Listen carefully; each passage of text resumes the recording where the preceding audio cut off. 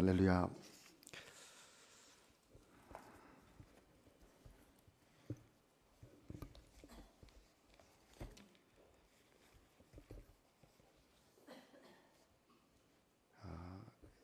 뉴저지라고 하는 곳은 제게 참 익숙한 곳입니다. 한 10번쯤 온 것 같습니다. 특별히 몽클레오 지역에는 저의 아들이 목회를 하고 있습니다. 미국인 목회를 하고 있는데요. 한 200년 이상 된 교회입니다. 교회를 가보니까 거대한 성과 같이 큽니다. 그런데 보니까 교인은 그저 한 40명, 50명 선입니다. 저희 아들도 며느리도 목사입니다. 그래서 익숙한 땅이 뉴저지죠. 또 낯설지 않은 곳, 또 가끔씩 와서 말씀을 전하는 기회를 또 얻기도 했습니다. 오늘 제가 보니까 새벽에 이렇게 많은 성도들이 나오셔서 깜짝 놀랐습니다.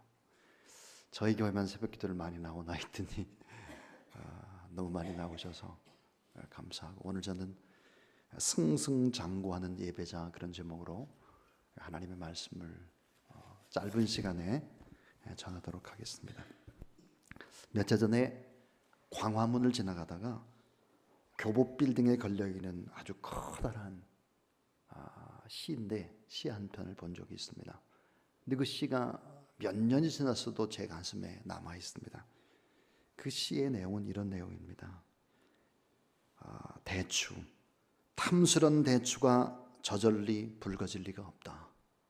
그 대추, 저 안에는 태풍 몇 개, 천둥 몇 개, 벼락 몇 개가 숨어 있다.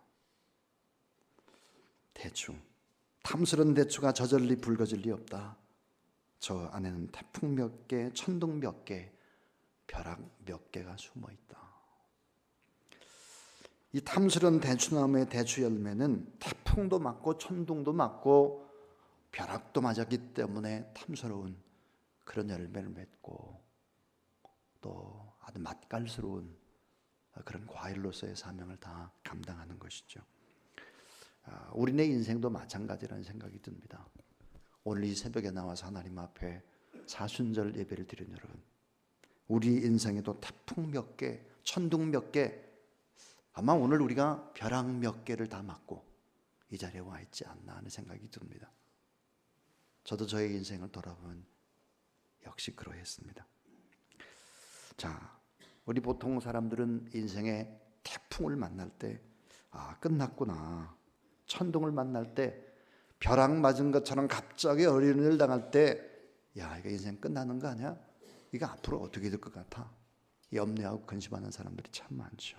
근데 하나님의 사람은 인생의 시련과 아픔과 실패와 고통과 좌절을 만날 때 그것을 끝났다고 간두하지 않는 거예요. 시련을 하나님의 섭리로 해석하는 것이죠. 그리고 또다시 믿음으로 도전하고 믿음으로 다시 딛고 일어서는 사람입니다. 그래야 붉은 대추와 같은 풍요로운 인생이 되는 것이죠. 맛을 내는 인생, 향기 내는 인생, 또 지도자라고 하는 그런 큰 걸출한 인물이라고 하는 것은 천둥, 벼락, 태풍, 이런 것을 맞아야 되는 것이죠. 실패는 실패가 아니다. 다시 일어나지 않는 것이 실패다. 이 말은 참 진리와 같습니다. 미국의 전설적인 프로야구 선수인 요기 베라의 말 따라하세요. 끝나기 전에는 아직 끝난 것이 아니다. 자, 끝나기 전에는 아직 끝난 것이 아니다. 이 말은 참 잠언과 같은 그런 말이다. 저는 그렇게 생각합니다.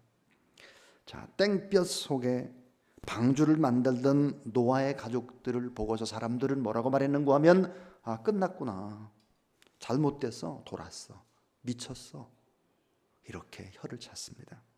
그러나 끝난 것이 아니었죠. 비바람이 불고 폭우가 쏟아지고 40일 낮밤 비가 내렸습니다. 그리고는 150일 동안 물이 불어나기 시작한 것이죠. 노아의 시대는 결코 끝난 것이 아니라 새로운 시작이었습니다.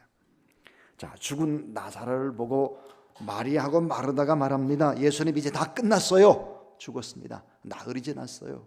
예수님이라도 불가능합니다. 이렇게 한탄을 했죠. 그러나 끝난 것이 아니라 다시 시작이었습니다.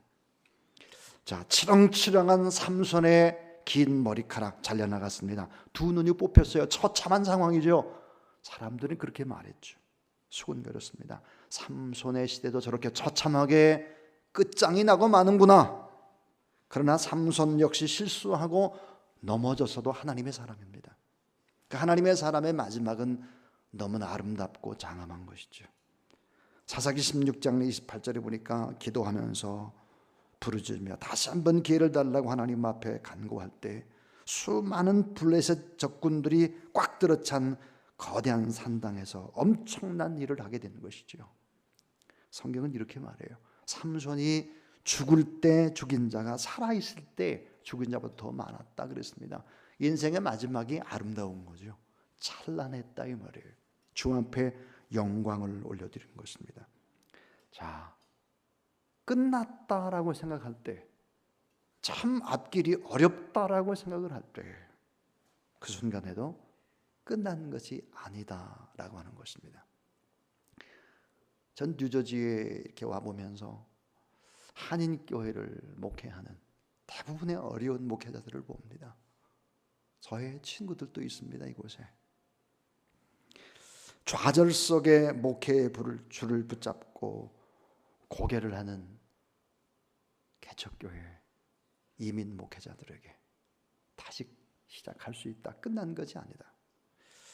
대학 시험에 떨어진 수험생들에게, 승진에 누락된 회사원들에게 사업이 기울어져 가듯 너무나 고통스러워하는 사업가들에게, 또 실패한 사랑 때문에 힘들어하는 젊은이들에게, 더 이상 희망이 없다고 또 한숨을 짓고 있는 어른들에게 아직 끝난 것이 아니다라고 말씀을 드리고 싶습니다. 몸이 아파서 힘들어하는 투병 중에 있는 성도들에게 선을 행하고 섬기고 봉사하고 열심히 일을 했는데 지쳤어요. 낙심했습니다. 또 서로 간에 막 갈등들이 있을 수 있습니다. 이렇게 어려움 당한 성도들에게 이렇게 말하고 싶습니다. 아직 끝나지 않았다. 아직 게임은 끝나지 않았다. 여러분, 왜 끝나지 않았다고 자신 있게 이야기할 수 있을까요? 성경입니다. 오늘 저는 세 가지 이야기를 전하려고 합니다. 첫 번째입니다. 따라하세요. 예배가 새로운 시작이기 때문에, 여러분, 예배가 새로운 시작이기 때문에 끝난 것이 아니라 이 말이에요. 하나님 앞에 예배 드릴 수 있다면 다시 시작할 수 있는 거예요. 예배는 뭘까요? 새 창조의 시작입니다. 제2의 재창조와 같은 것이 바로 예배이기 때문에 그래요. 창세기 8장 20절이니까 노아가 여호와를 위하여 단을 쌓고 모든 정결한 짐승 중에서와 모든 정결한 새 중에서 취하여 자 번제로 단에 드렸더니 그랬습니다. 방주에 나와가지고 노아가 했던 일은 뭘까? 맨 처음 했던 일, 하나님 앞에 번제를 드렸다 그랬거든요. 방주에 나와서 이 노아의 가족들이 본 세상은 어떤 세상일까? 수해 현장이죠. 홍수가 다 핥히고 간 수마의 현장입니다. 참담했겠죠. 산등성에 및 나무의 뿌리가 다 뽑혀져 가지고 곳곳에 짐승이 죽어서 악취가 날 것입니다. 그리고는 식수마저 고갈됐죠. 집은 온데간데가 없습니다. 길도 없죠. 황망한 수마의 현장에서 여러분 같으면 맨 먼저 해야 될 일이 뭐라고 생각을 하십니까? 노아는 알았습니다.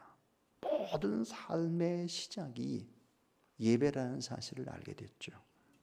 자, 의식주의 해결, 먹고 살고 입는 어떤 이런 의식주의 해결보다 우선해야 될 것, 먹는 우물을 파는 것보다 우선해야 할 것, 거찰 움막집을 짓는 것보다 더 우선해야 할 것, 최고로 먼저 우선해야 될 일, 하나님 앞에 찬양 드리고 기도하고 하나님 앞에 내 삶을 드리는 아름다운 예배가 맨 먼저 해야 된다는 사실, 이 사실을 인식하는 사람, 이 사람은 다시 시작할 수 있는 사람이라는 사실을 믿으시기 바랍니다. 노아는 알았습니다. 홍수의 사건을 통해서 생생히 알았죠. 뼈에 박히고 가슴에 절절히 박혀진 진리가 있었습니다. 그것은 수많은 사람들이 미쳤어, 비도 안 오는데 왜 저짓거리를 하나, 그렇게 수군수군대고 핍박하고 조롱하고 조소할 때도 가장 중요하게 지켜야 할 것들이 하나님과의 관계 정립이고 하나님께 예배드리는 일임을 알았습니다. 하나님이 세우지 않으면 세우는 자의 수고가 다 헛된 것이죠. 하나님이 지켜주시지 않는다면 파수꾼의 경사함이 다 허사인 것이죠. 인간이 아무리 힘쓰고 애쓰고 노력하고 자기의 지식과 경험으로 모든 일을 한다고 할지라도 하나님이 도와주시지 않으면 그 일은 열매가 없는 헛된 일이 될 수 있다는 사실이죠. 그래서 가장 먼저 해야 될 일이 뭘까 하는 것입니다. 소망이 보이지 않는 절망의 상황에도, 모든 환경이 다 파괴가 됐다고 할지라도, 다 끝난 것 같은 상황이라고 할지라도 사실은 예배가 다시 시작하는 제2의 창조가 될 수 있다. 그래서 실패해도 성공해도 예배가 시작이 되게 하는 그런 여러분 될 수 있기를 주의 이름으로 축원합니다. 가장 슬픈 날에도 예배 드릴 수 있다면, 가장 행복한 축제의 날에도 하나님 앞에 예배드리며 그 영광을 돌릴 수 있다면 그 사람에게는 인생은 바로 새로운 시작이 될 수 있다. 믿으시기 바랍니다. 재창조의 시작이 예배입니다. 잘 될 때도 막힐 때도 예배를 우선시 한다고 하면 그것은 인생의 새로운 전환점이 될 수 있다. 오늘 제가 이렇게 많은 새벽 기도에 나온 분들을 보고 깜짝 놀랐습니다. 이렇게 많은 분들이 나올 수 있을까? 여러분, 새로운 시작, 사순절 이 기간 동안에 하나님 앞에 정말 승리해야지 이렇게 작정하는 여러분 될 수 있기를 바랍니다. 저희 서울 강동노회에서 이번에 노회장님이 저하고 같이 왔는데, 이 노회장님이 목사님이 아니라 장로님이십니다. 이분이 27년 만에 서울 강동노회에 맨 처음 장로님이 되셨는데, 이 장로님은 어떤 분일까? 이분은 전국 남전도에 한 70만 명 정도 되는데 그 남전도 연합회 회장을 하셨어요. 그래서 북한에 3번씩이나 왔다 갔다 하면서 평양에다 봉숙교회를 짓는데 1등 공신입니다. 노회 헌법의 전문위원이죠. 거기다가 지금 이제 장로회 신학대학 감사원장이기도 합니다. 그러니까 대단한 걸출한 리더 중에 리더죠. 근데 이분이 인생 철칙으로 삼는 것이 있습니다. 아무리 바빠도 자기는 엄마 뱃속에서부터 지금까지 주일 예배, 3일밤 예배 빠져본 적이 없는 사람이에요. 이 장로님이지만 찬양을 얼마나 좋아하시는지. 전공은 아니에요. 전공은 경영학인데 성가대 지휘를 7년을 하셨어요. 저는 압니다. 하나님이 정말 사용하는 일꾼이 누구일까 하는 거예요. 그래서 하나님 앞에 그 어떤 일이 있어도 예배에 성공하는 사람, 예배가 삶의 시작이 될 때 그건 제2의 창조 같은 기적이 일어날 수 있다 하는 거예요. 좀 더 구체적으로 두 번째 얘기입니다. 따라하세요. 예배가 미래를 조율하는 능력이기 때문입니다. 자, 여러분, 예배가 뭘까? 미래를 조율해 나가는 능력이 바로 예배라는 거예요. 자, 인생에는 여러분 선택의 과정입니다. 늘 선택을 해야죠. 오늘 여러분 아침에 이렇게 새벽기도 나올 때도 아마 선택을 해야 했을 겁니다. 옷을 뭐 입을까? 뭐 커피라도 한 잔 마시고 나올까? 어떻게 할까? 다 이게 선택인데 사실은 이 선택은 자유입니다. 그런데 보니까 그 결과는 강제가 될 수 있다 하는 거예요. 결과에 대한 책임을 져야 하기 때문에 그렇죠. 자, 사실은 어때요? 심은 대로 거두는 원리가 적용이 되는데 시편 25편 12절에 보니까 이렇게 말씀을 하고 있습니다. 따라하세요. 여호와를 경외하는 자가 누군가? 여호와께서 그에게 선택한 길을 가르쳐 주신다. 선택할 길을 가르쳐 준다는 거예요. 이게 엄청난 얘기예요. 자, 여호와 하나님을 경외하고 여호와 하나님을 예배하는 자에게 어때요? 선택할 길을 가르쳐 주겠다는 거예요. 자, 여러분, 선택을 잘 할 수 있는 길을 가르쳐 주겠다, 지혜를 주겠다, 명철함과 분별력과 미래를 내다보고 결정할 수 있는 해안을 주겠다는 거예요. 여러분, 얼마나 이런 일들을 결정하는 것이 중요합니까? 사람을 만나거나 사업을 나가나 하나님 앞에 예배드리고 이렇게 결정을 해야 되겠구나, 이런 판단이 옳겠구나, 그렇게 결정하고 일을 할 수 있다면 사실은 어때요? 이런 해안과 지혜를 누가 주느냐? 여호와를 경외하는 자에게 갈 길을 가르쳐 주겠다 그랬어요. 그러니까 새벽에 나와서 하나님 앞에 예배드리고 여러분 시작하는 사람과 그렇지 않은 사람은요, 판단을 잘 못할 수 있는 거예요. 누가 판단을 잘 할 수 있겠느냐 이거지. 미래를 조율하는 능력이 바로 예배거든요. 예배드리는 자는 영적인 핵무기를 가지고 있어서 능력과 지혜의 소유자가 된다. 제 얘기가 아니고 유진 피터슨이라고 하는 사람이 이야기합니다. 따라하세요. 예배드리는 자는 영적인 핵무기를 가지고 있어서 능력과 지혜의 소유자가 된다. 자, 제가 지금까지 여러분에게 두 가지 얘기를 드렸습니다. 예배는 새로운 시작이요 제2의 창조다. 또 예배는 미래를 조율하는 능력이 된다 그랬어요. 자, 여러분, 하나님 앞에 예배를 드릴 수 있다고 하는 바른 분별력과 바른 지혜와 바른 판단력을 하나님이 주시는 것이거든요. 자, 그래서 이제 결론적으로 세 번째 이야기는 따라하세요. 온전한 예배자는 승승장구합니다. 자, 이런 막힘 없이 형통하는 사람의 특징이 뭘까? 승승장구하는 그런 사람은 누굴까? 그것은 하나님 앞에 예배자라고 말할 수 있습니다. 여러분, 아벨의 삶의 성공 요인은 뭘까? 하나님 앞에 드린 예배입니다. 노아의 성공 요인은 뭘까? 하나님 앞에 먼저 드리는 예배죠. 사실은 아브라함과 이삭 하나님 앞에 드린 예배, 솔로몬이 오늘 본문에 보니까 형통했던 이유가 뭘까? 일천번제죠. 하나님 앞에 온전하게 드렸던 예배입니다. 하나님이 언제 지혜를 보실까? 일천번제를 다 드리고 났을 때죠. 여러분, 일천번제의 뜻이 뭘까요? 일천번제의 뜻은 이런 의미예요. 최상의 예배, 최대한의 예배, 지극정성의 예배, 온전한 헌신의 예배, 나의 전부를 쏟아붓는 내 인생 전체를 맡기는 예배, 이 예배를 하나님 앞에 드릴 수 있다면 큰 인생이 어떻게 될까? 승승장구하는 거죠. 자, 솔로몬이 지혜로운 왕이 될 수 있었던 비결은 뭘까? 지혜뿐만 아니라 부귀 영화도 더불어 보너스로 받았던 비결, 하나님이 넉넉히 채워주셨던 그런 비결은 뭘까? 그것은 바로 일천번제, 하나님 앞에 드리는 예배죠. 왜 처음에는 승승장구하는데 나중에는 점점 곤두박질 칠까? 왜 내리막일까 하는 거예요. 솔로몬이 여러분 왕이 됐을 때 나이가 몇 살일까? 여러분 나이가 몇 살일 것 같습니까? 21살입니다.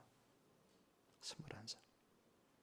하나님 앞에 청년의 시절에 간절히 하나님 앞에 일천번제 드릴 때였대요. 승승장구한 거예요. 전적인 21살의 왕이 될 수 있다고 하는 것이 전적인 은혜지요. 그런데 시편 25편 13절에 보니까 하나님을 경외하는 그의 영혼은 평안히 살고 그의 자손은 이 땅을 유업으로 얻을 것이다 그랬고, 열왕기상 3장 3절부터 4절에 보니까 솔로몬이 여호와를 사랑하고 그 제단에 일천번제를 드렸더니 그랬습니다. 그래서 부귀 영화 또 지혜, 평생의 왕줄 중에 너 같은 자가 없을 것이다. 하나님이 그런 약속을 주셨죠. 여러분이 잘 아는 미국의 이런 청교도들의 힘이 뭐였을까? 미국의 힘이 뭘까? 그것은 예배입니다. 저희는 교회를 제가 세울 때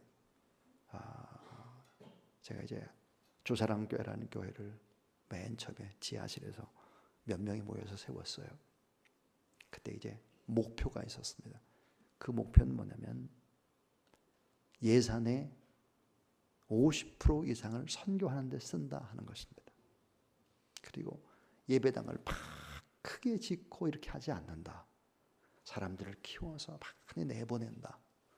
선교사로 내보내고 그렇게 한 교회를 만들겠다 그랬습니다.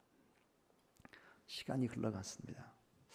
저희 주사랑교회 출신의 선교사가 몇 명이 되냐고 헤아려 봤더니 148명이었습니다. 저희는 북한 선교를 아주 구체적으로 하고 있습니다. 중국의 신학교가 5개가 있는데 이 중국 신학교 5개가 아타라고 하는 곳에 가입이 되어 있습니다. 그러니까 중국 정부도 함부로 할 수 없는 최초의 이제 신학교인데 제가 작년 이제 10월 말에 신학교 강의를 갔습니다. 조지 신학 강의를 이렇게 하고 월요일 오후부터 강의를 시작해서 금요일 오후까지 하는데 하루에 한 12시간 정도씩 강의를 합니다. 맨 마지막 날 이제 금요일 오후에 시험을 치고 그리고 이제 서로가 이제 헤어져야 될 시간이 됐습니다. 근데 중국에 있는 신학생들이 저하고 이렇게 헤어져야 된다라고 하는 것 때문에 눈물을 펑펑 쏟는 거예요. 언제 다시 올 거냐 이거예요. 그 뜨거운 열정, 밤을 꼬박 새면서 하나님 앞에 기도하고 공부하는 그 열정이 정말 대단합니다. 근데 보니까 저는 새 나라가 오버랩 됐습니다. 이렇게 뜨거운 중국이라는 나라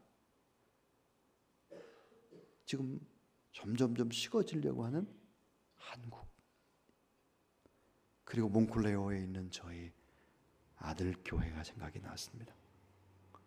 교회는 거대한 성입니다. 성 얼마나 잘 졌는지 몰라요.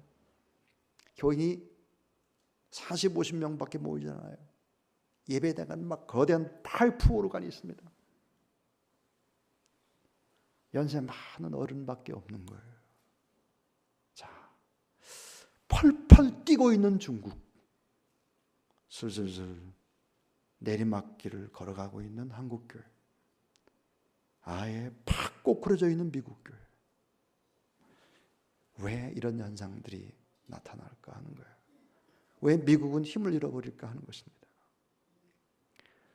간절한 하나님 앞에 드린 예배 열망, 하나님을 향한 전적인 아름다운 헌신이 없는 거예요. 여러분, 중국에 지금 점점점 헌신자들이 늘어나고 있습니다. 작년에 홍콩 제일교회라는 교회에서 이제 선교사 파송을 중국 사람들인데 하는데 보니까 63명이었습니다. 한꺼번에 파송을 63명이에요. 지금도 제가 보니까 한국 교회를 오히려 중국이 선교사 파송한 숫자로 앞지르고 있습니다. 우리는 모든 것들의 근원을 봐야 합니다. 근원. 그 뿌리가 뭐냐 이거예요.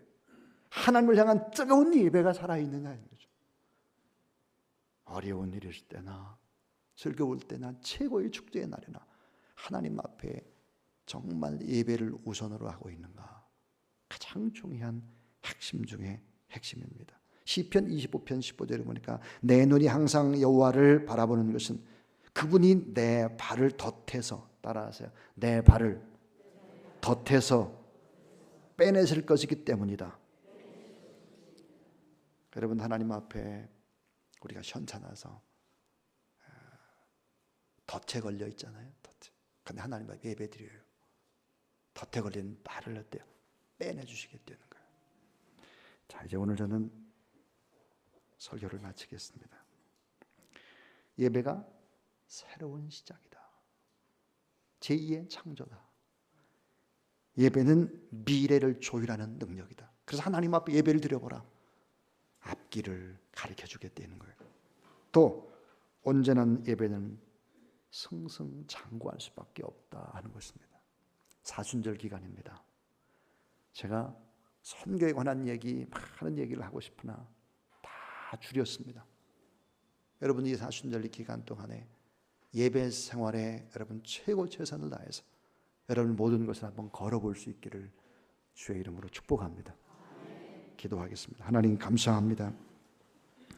예배가 새로운 시작, 미래를 조율하는 능력, 온전한 예배자는 승승장구하는데 예배가 모든 것들의 힘의 근원이요 뿌리인데 하나님 앞에 온전한 예배자들로 이 봄 주님의 고난을 묵상하는 사순절 기간 되도록 도와 주시옵소서. 주 예수 그리스도의 이름으로 기도하옵나이다. 아멘.